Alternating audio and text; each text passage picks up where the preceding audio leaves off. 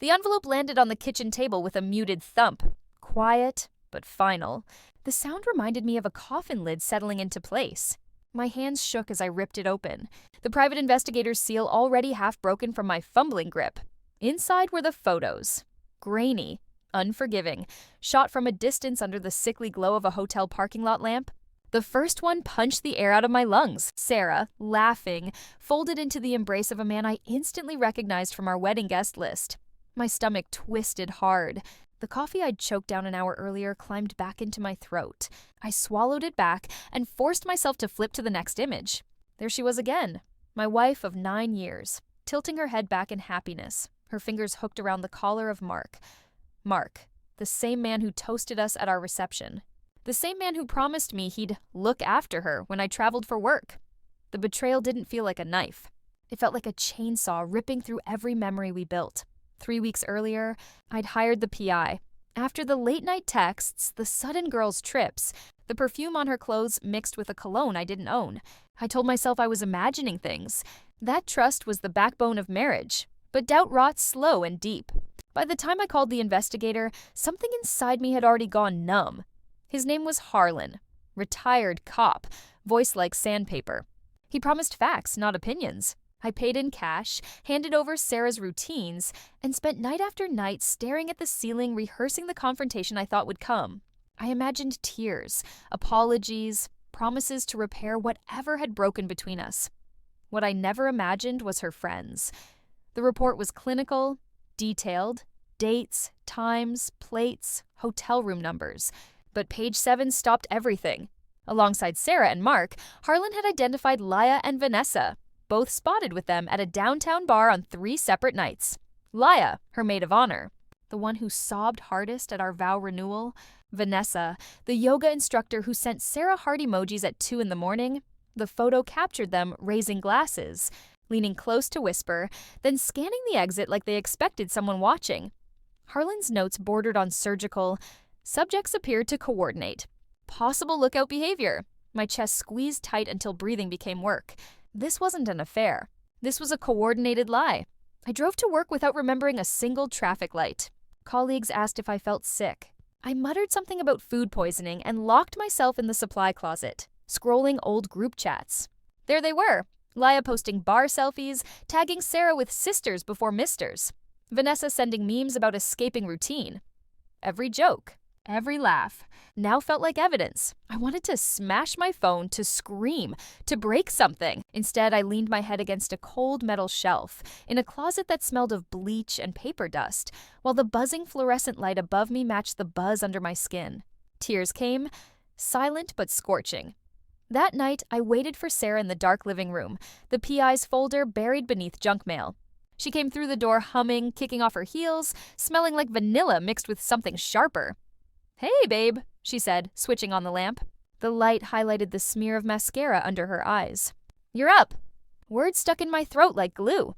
Eventually, I managed, "Sit down, Sarah." Her smile fell. "What's going on?" "You look terrible." I pushed the folder toward her. The photograph slipped out across the table. She stared. Color drained from her face. Then she looked at me, eyes wide, desperate for a road out. "It's not what you think," she whispered. "Then explain," I said, my voice tearing mid-sentence. "Because it looks like you've been sleeping with Mark, and your friends have been covering for you, lying to my face." She dropped onto the couch, wringing her hands. "I was going to tell you, I swear. It just happened. Mark understands me in ways—" "Stop!" I snapped. The word came out like a wound splitting open.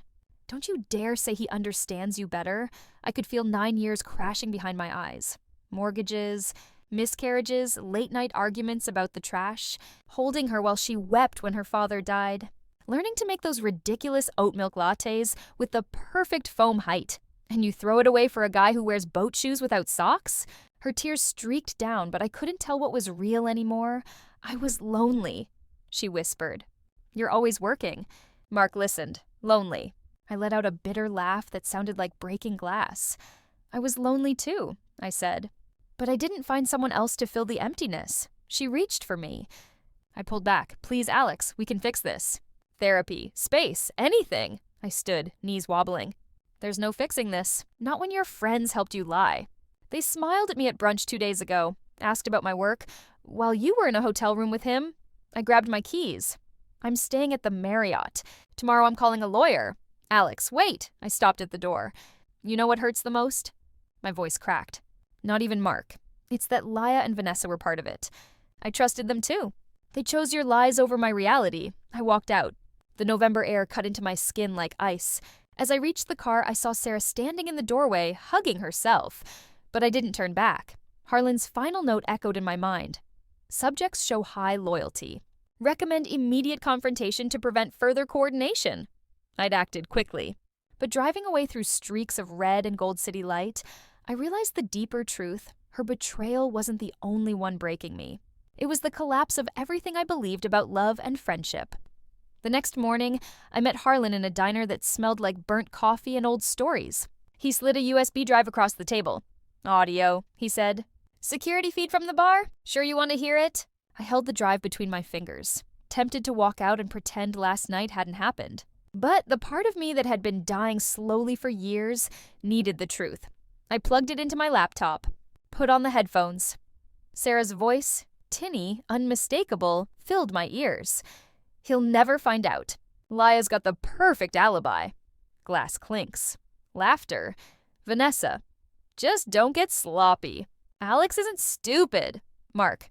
Relax. She's mine now. I yanked the headphones off as nausea surged. Harlan watched me with the weary eyes of someone who'd seen too many endings in diners like this. What now? I closed the laptop. Now I disappear, I said. New city, new name. They can keep their secrets. I left a 20 on the table and stepped into the faint morning light. The pain still coiled in my chest, alive and vicious, but beneath it, something else flickered.